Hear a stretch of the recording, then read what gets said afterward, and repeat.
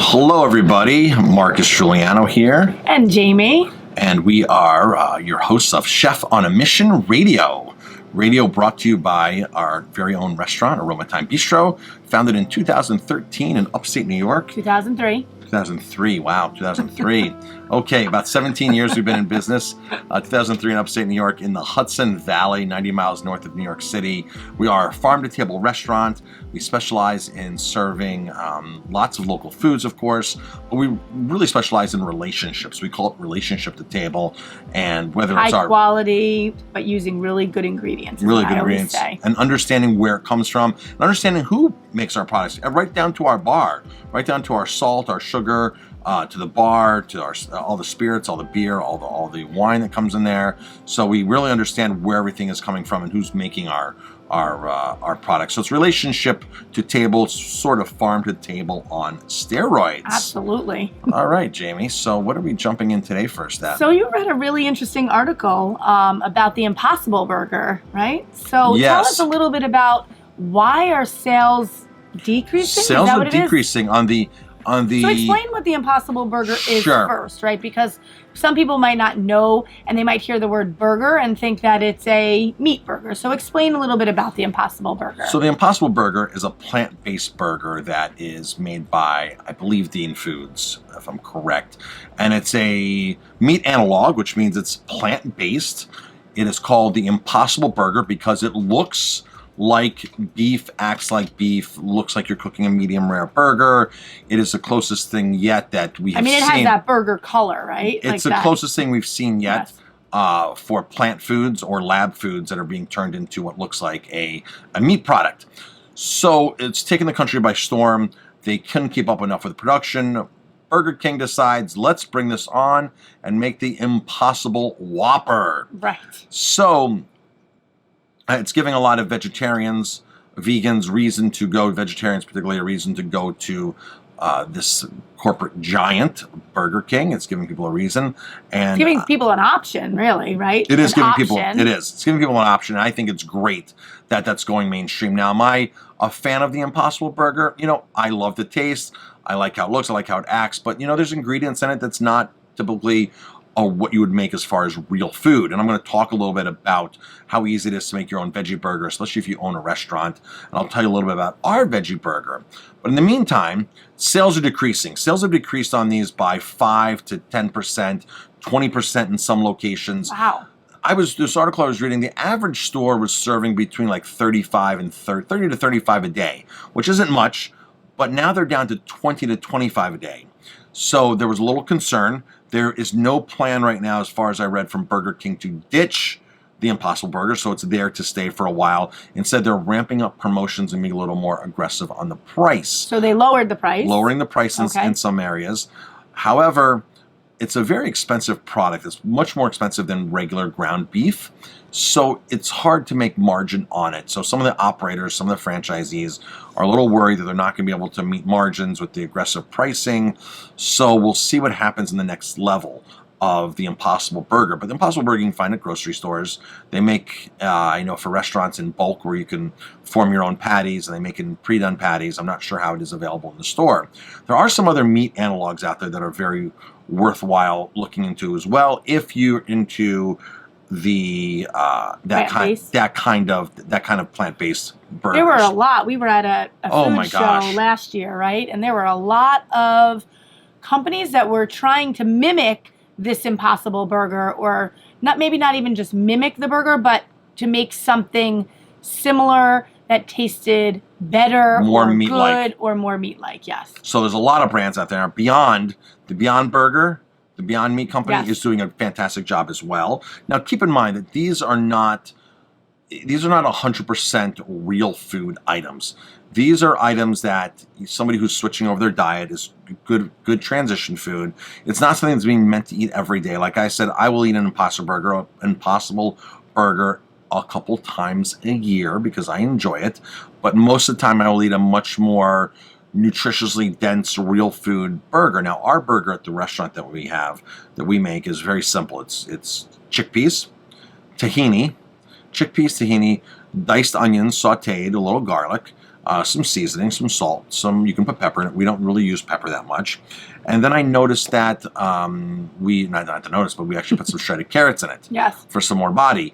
And that right there, it's basically almost like a hummus, but without the olive oil and the lemon juice. And it's seasoned. You can add a little cumin to it. You can add Cajun spice. You can add whatever you want to it. And we keep this in our refrigerator, and we keep a scoop in it. So we scoop it and put it on the flat top every time we need an order. So we don't pre-patty it. But you can put this on if you're at home, put it into a baking pan and bake it off. Scoop it, push it down a little bit. Make sure you have a nonstick pan of some or. You can even pan sear it and then just put that pan into the oven. Pop it into the oven. It's not something you would put on a grill, because it's not something that would actually grill. It needs a flat surface to cook. Bake it, and it becomes this amazing, amazing chickpea burger. We like to add chipotle mayo on there. We do a chipotle vegan mayo, plant-based mayo. Pickles on there. You can add tempeh bacon. The sky's the limit here. You can add vegan cheese. You can add dairy cheese, regular cheese. So the sky's the limit, and it's amazing. Now, it sounds so yummy. It is amazing. Now, the issue with that is in a place that does large volume like a Burger King or a McDonald's, that would need to be very systematized and pre-made, and the cooking, and you need sometimes those components of the fillers to make these things hold their shape and be able to be mass produced so everybody in America could enjoy one if they wanted one. And that's sort of what these big companies do with their analog products. So just beware, read ingredients. There are some really fantastic real food products, burgers out there on the market. One of our favorite all-time ones has been Sunshine Burger. Which was located in Ellenville. That's where it was started. On the block that we're sitting right now, on the same block that we're sitting, 3 doors down, 4 doors down. They were here for 20, 25 years. We would walk out the door and we would smell burgers. I remember the day they launched their black bean burger. They went from a sunflower-based one. They added black bean, and with these amazing chili spices. We'd walk out the door in the morning, and the whole block would smell like these Southwest black bean burgers. Their product is it's been sold to a bigger company, but their product was founded and honors a real ingredient list. You can read it and say, okay, there's black beans, there's sunflowers, there's carrots, there's onions, there's garlic, there's salt, there's cilantro. This is all real stuff. If you look at the Impossible Burger, it's a bit more of a challenge to see what exactly the ingredients are. Yes. So just proceed with caution. I think it's better than eating bad beef. Absolutely. I totally think it's better than eating bad beef, but you have to, understand that it's not an everyday or a lot of times thing. So just be buyer beware, eater beware on that. So yeah, so that's the story with Impossible Burger. A lot of independent burger places are doing. There's a great burger shop in New York City called 5 Napkin Burger. And they have the Impossible Burger as well, but they also make their own house burger. They do. They have 2 on the menu. They make like a beet burger. Yes. I think we need to go there again and check out their house burger. I've been eating their house burger for years. And the advantage to a restaurant is the profit margin on a house-made burger that you make yourself is so much better. The margins are incredible. You can actually make money on it. It's hard to make money on the Impossible Burger. Wherever you go, if you're serving a 6 or 8 ounce Impossible Burger, the restaurant has to be selling it for $16, $17. If not, they're not making nearly the margin they should be making, and if you're selling a lot of it, it's not good for your food cost. So it's about balancing all that, and by making your own, you're ensuring it's real ingredients, and you're getting the margins, and they're so easy to do, folks. You can do it at home very easily. A lot of these, so pick up a recipe, do a Google search. I'm not sure if ours is on our website, aromatimebistro.com, under recipes. If it's not, we should get it there. I need to get it there because we have the recipe formulated, so we can put it up there very easily for everybody to enjoy that. So, Excellent. So next we're going to just talk a little bit about our winery vacations.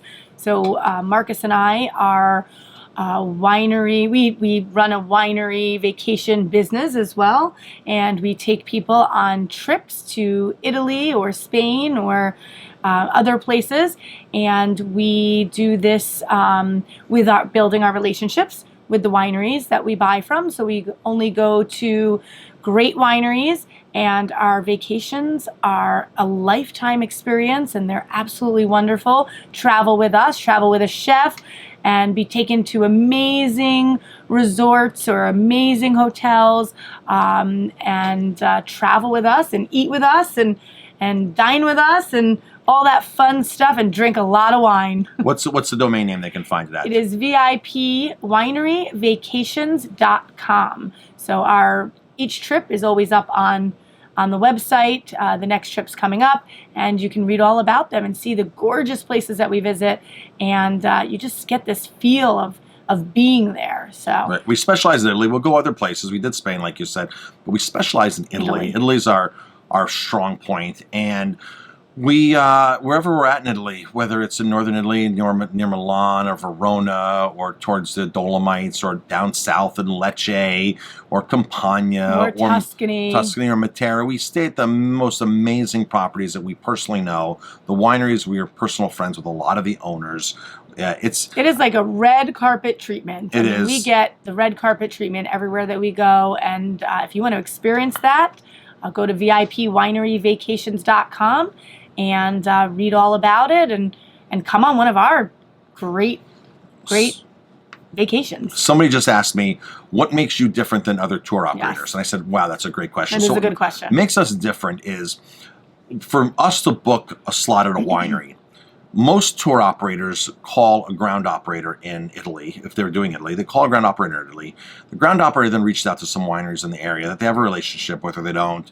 Then they book it through the hospitality division. There's a hospitality department at every one. It's a reservation desk is what it is. Right. And then all of a sudden the group goes there, and they show up, and they don't really know who the group is, if the group's important or not, or whatever. But what we do is I pick up my phone.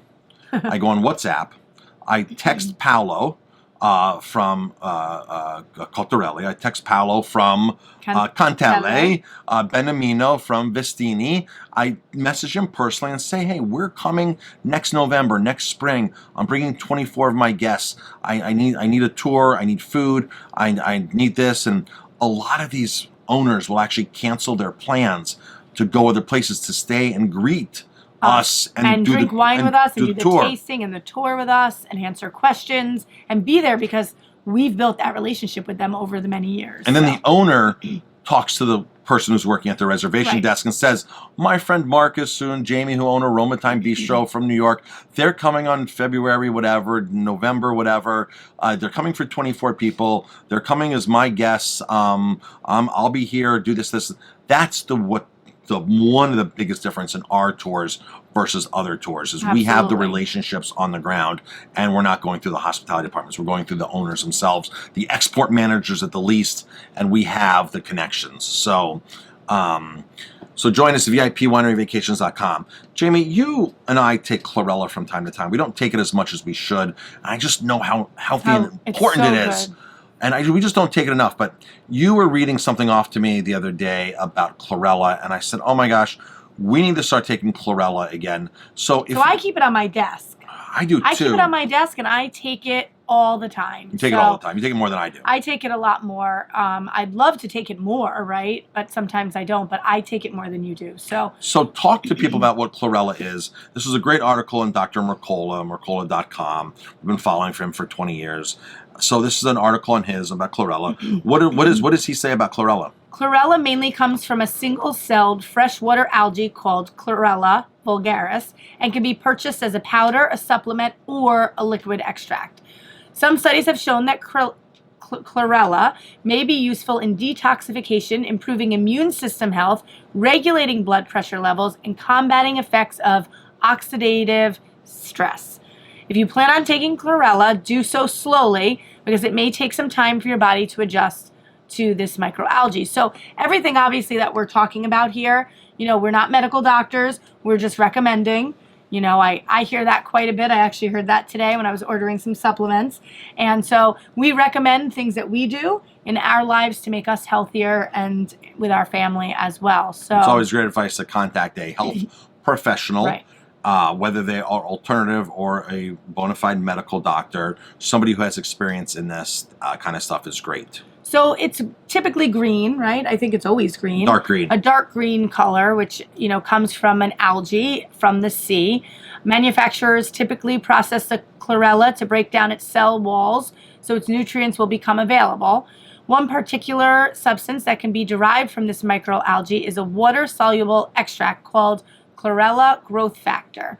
which contains amino acids, peptides, vitamins, and minerals. The algae, often used to make chlorella powder, tablets, or liquid extract, is grown in farms in Japan or Taiwan. However, chlorella shouldn't be confused with spirulina. While both are algae, they differ in color. Chlorella is green, while spirulina has a blue-green hue to it. Which is interesting because we have this pasta producer that we are going to visit on one of our trips to southern Italy, and they make this blue pasta, and they make it from apple and spirulina. Yes. And when we were there visiting them one of our last trips, the owner was like, Vito, we were talking to him, and he's like, do you know what makes this? We're talking about all his natural colorings in his pasta. He goes, do you know what makes this like this? And I was like, man, that looks like spirulina. He's like, spirulina. Spirulina and apple makes that blue color. They make a blue pasta, which is really cool. So, absolutely. Very cool. Yeah. So, chlorella mainly binds to heavy metals and helps detox the body while also providing other benefits. More of this to come later. Meanwhile, spirulina is a complete protein that possesses minerals such as iron, calcium, magnesium, potassium, and is a valuable source of gamma-linolenic acid.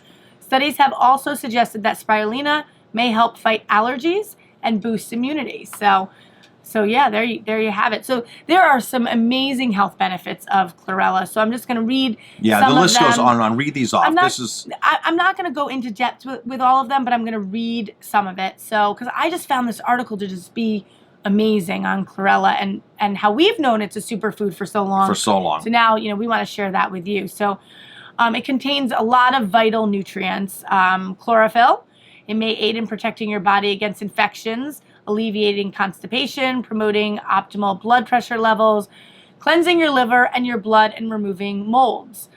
It's high in antioxidants, and it has a lot of other nutrients. Chlorella is home to essential nutrients such as vitamin K, vitamin B12, folate, iron, omega-3, polyunsaturated fatty acids, polysaccharides, and proteins. Lutein, alpha-carotenoids, beta-carotene, or alpha-carotene, beta-carotene, ascorbic acid, zeta-tocopherol as well is in there as well. Wow, packed with nutrients, like loaded with nutrients. Like, I'm thinking we need to really take more of this. Yes, this is a good reminder for us as well. It sure is. About the importance. So the great thing about chlorella is it's not that expensive. It's not. And don't be afraid about where it's being grown. It says Taiwan and Japan. If you buy a high quality chlorella, which still is not that expensive, they grow them in inland tanks. With purified water. There's roofs on these buildings. Nothing's getting in. There's really some very good reputable sources of chlorella out there. So here are some of the health benefits. And I'm just going to kind of read down the list a little bit and maybe stop here and there and just kind of share a little bit. So it detoxifies the body. So it helps get rid of those heavy metals and the pathogens from your body. It boosts the immune system. We've always heard take a ton of chlorella before you get on a plane. Right? It's almost like it deactivates the radiation. The immune system on the plane. Plane's the worst place. A hospital's the worst place to be. But all the radiation you get, not just to travel and everything. Chlorella, we swear by it. We take it with us on every flight. We sure do. It improves quality of life among people diagnosed with breast cancer. It normalizes blood sugar levels, regulates blood sugar levels, manages cholesterol levels, counteracts the negative effect of oxidative stress, contributes to healthy brain function, promotes better metabolism. So here are some other things. What else is chlorella used for? And by the way, everything you just read off in the article we're reading has footnotes because of it all has studies. Right. So it's not just hearsay about this. There are some studies. Yeah, there are lots of studies. Everything's on here. footnoted. So I think in this article that I've read so far, we're down to like 45 footnotes, right? Yes. It's crazy. So what else is chlorella used for? It is also used to reduce risk for adverse effects caused by chemotherapy or radiation treatment, which is what you were talking about. It increases the amount of white blood cells in people with HIV or cancer, address premenstrual syndrome, so PMS, and ease of fibromyalgia. It combats bad breath. It alleviates inflammation that may be a precursor for asthma attacks. Great. And the beginning of that was talking about... some skin. It helps give good bacteria production in your gut. Which is great. A lot of us are lacking that, including myself from time to time, or a lot of times are lacking good bacteria in our gut just because of our regular diet and what we eat. It can possibly assist in addressing skin lesions, ulcerative colitis, Crohn's disease, diverticulitis, and trichomoniasis. And then, of course, all the other things that I had mentioned in there. So Chlorella has been the subject of various studies for many years, and researchers concluded that it may be useful against certain diseases like liver cancer, hepatitis C, genotype 1, digestive disorders like diarrhea. Wow. So what to look for in a Chlorella supplement. So if you are going to look for something to buy, some Chlorella supplement, if you want to take Chlorella supplements, make sure that it is broken cell wall Chlorella, since this type of product is the only form that allows your body to reap this algae's nutrients. Ideally, purchase Chlorella supplements produced by a trustworthy manufacturer and ensure that it's labeled as broken cell wall Chlorella. It's organic and doesn't contain synthetic ingredients, and the product was extensively tested for its quality. Great. So Great. Chlorella, I mean, I'm going to just start taking more of that every day, and hopefully you will too. Yeah, Chorella, a home run or a grand slam of the superfoods that are out there. Really, really great. Spirulina is great to look at. You can also buy Spirulina Chlorella combos, tablets that come as combos. You can buy this as a powder form. I believe liquid form too. Powder is common, but the tablet form is the most common form, or capsule form. Can we plug where we get our stuff from? We get ours from a couple different places. I like, we buy some from Nature's Way sometimes, but our main source we've been buying for years is from Ultimate Superfoods. Really high-end health food supplier out of California that tests every product they bring in, their goji berries, everything. So they're not a sponsor, but they do some really great products that we buy. They have some raw cacao powder that's wild harvested in Ecuador and Peru. They have cultivated cacao powder. They have a lot of really cool things. So check them out. Absolutely. They go under the name of Oleo, I believe, for their retail. Okay. For us restaurateurs, it's Ultimate Superfoods. Great coconut oil, a great whole line, really whole line of stuff. There, yep. Yeah. Yep. Yeah. So Marcus, why don't you talk a little bit about our coaching and what we do to help other restaurateurs and other businesses? Other businesses, right? Yeah. So we love because we grew a business in a community that was already dead, and we had to grow a community and a business simultaneously. And we've written a couple books. I write for the Forbes Business Council, so a lot of my articles are published on Forbes.com. So over the years, we've become coaches to other restaurateurs and other businesses now too. We work with any type of business that's out there. We've branched off. A lot of the principles are the same in each business, in each industry. Yeah, they can be used in anywhere. Right. And the advantage of using a consultant or a coach is, they're going to push you. They're going to let you open up your mind, push you outside your comfort zone for one, make you do things you're uncomfortable with, and get you into the next level. So we have a whole website that is loaded with tons and tons and tons of videos. I'm the creator and founder of Restaurant Growth Secrets University, rgsuniversity.com, Restaurant Growth Secrets University.com. It's a membership site. Loaded with information. 50, 60 hours of content on there. It is massive what's on there. And we do one-on-one coaching. We work one-on-one with you. We do group coaching. We do have a little ad agency that we help restaurants.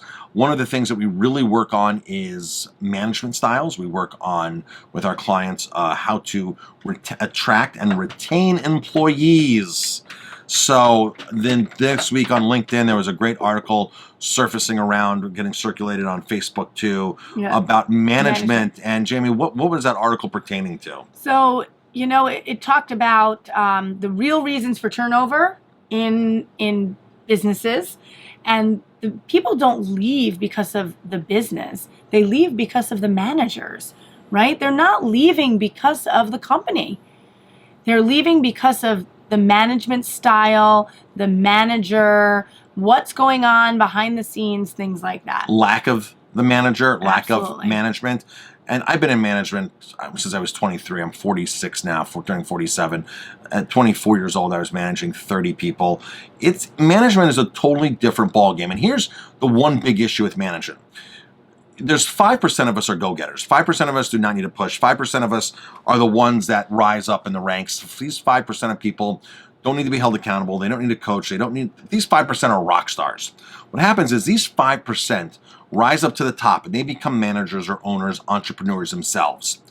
And then they try to manage everybody else underneath them like they're in that 5%, not realizing that the other 95% of people are not like them. Need a coach, need a push, need a manager, need follow-up, need constructive criticism, need constant repetitive training. They don't realize that, and they get very frustrated with this. And their even though they can do the job perfectly themselves, perfectly fine themselves. Their management style changes, doesn't it? From what they would normally do as an employee. So they have to change their management style because they're not managing themselves anymore. Right. And I've said how many times over the years, Jamie, if you heard me say, I just need one person like me. Right. Right? I need one person just like me. Well, yeah, those are the 5%. Those are hard to come by. But we work with a lot of restaurateurs to build and cultivate and how to do team workshops. And one of our important techniques for us is definitely doing team workshops. Team workshops are a must. You want to get them together. You don't want to call it a staff meeting. You don't want to call it a meeting. And they're workshops. We're here to grow the business. We're here to grow our personal lives. We hold people accountable for goals. We ask them their big 3 they're working on. We ask them to be thankful for stuff and tell us what they're thankful for, their gratitude. Be thankful for each other. Be thankful for their team, right? Because we're a team. We work together. And outside of work as well, just absolutely things you can be thankful for. You know, we are living in a first world, and a lot of people look at us like, oh, wow, those are first world problems. Right. You know, we have hot water every day. We have electric every day. We have the luxury of of doing all this. We have the luxury of having cars. A lot of countries, they don't have this. They don't have a phone where you can communicate. So as far as entrepreneurs, the sky's it for us. As far as employees, you have all the opportunities to learn and grow and the resources there. But a lot of these employees need that push. They need the guidance. They need the proper management to get them to the next level. So instead of doing review meetings with staff, you do what's called a personal development interview. A PDI, personal development interview. Sit down with a staff member once a month. Tell me what's good in your life. What are you working on? What are your goals? Here's what I need out of you in this organization.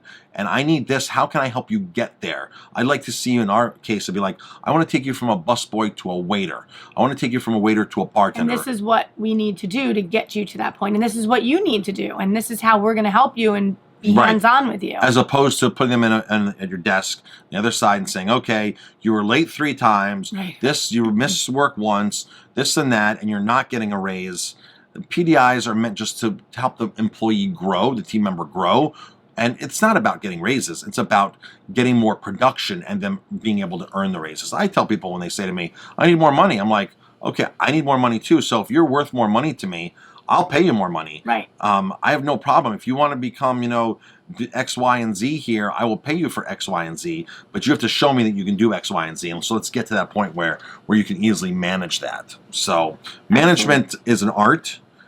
There's a lot of really great books out there. We read books all the time, and we are always trying to push ourselves, just like we want to push our staff to be better human beings, better individuals, better employees, better at what they do. And so there's a lot of really great books out there. We actually have coaches. We sure do. We have coaches we meet with all the time, our accountability partners, things like that. We talk business, we mastermind with a lot of people. And your employees need the same exact attention. You cannot just leave them alone and expect them to do what you did. That's totally the wrong approach. So there are a lot of great books out there on management. I suggest going out and reading. If you like, if you're working with a lot of millennials, definitely look into the work of Simon Sinek. Mm-hmm. He's got a lot of great work on managing millennials, what millennials are looking for. Hiring somebody who's 55 versus somebody who's 25. Totally different. Totally different aspects in life. You can't look at them the same. No way. What thrives a 25-year-old does not thrive a 55-year-old. And does not push them. I hear a lot of managers fighting this. I'm like, dude, this is what you're working with. This is what the future of our workforce is. You have to adapt as a manager. You have to embrace it and figure out how to change your management style to fit what they're looking for. Exactly. Because they're going to come to work with their cell phone. Yeah. They're going to do all this kind of stuff that you're not, they're going to come and expect a vacation before they even start working, paid vacations. Right. They're going to expect to make more than the manager and than the owner. They expect all that kind of stuff. So this is what we're headed for. This type of mentality. And I'm not saying everybody has this mentality in that age range, but the overall consensus is, hey, the millennials are coming. How can we work with them? We have to, and how do we work with them? Yep. You have to work with them. You have to alter your management styles. Absolutely. So. All right. So you can find our episodes, Chef on a Mission, on chefonamissionradio.com, w4divas.com. We're there. That's where our home base is, W for Divas. If you go to, I guess, chefonamission.com, just chefonamission.com, you'll find out more about our business coaching, our business packages, business advice, totally free advice there. There's a link there for your health. There's also a link to get to our restaurant. Perfect. And to our VIP winery vacation. Chefonamission.com will get you anywhere that you need to go of what we do. Awesome. This is Jamie and Marcus, and we are signing off, and it is time to go have a nice glass of wine and relax for the evening. I think I'm going to have a night. Yes, we're done for the day. It's 9 o'clock at night, 8 o'clock at night. We just finished all of our work for the day, and we're going to go enjoy, I think, a nice glass of Guiliano from the Chorella family winery from Umbria, which is one of our destination stops. Check out our website. You can see, I'll read all more about it. All right, folks, thanks for tuning in. We appreciate the support. We sure do. And until next time.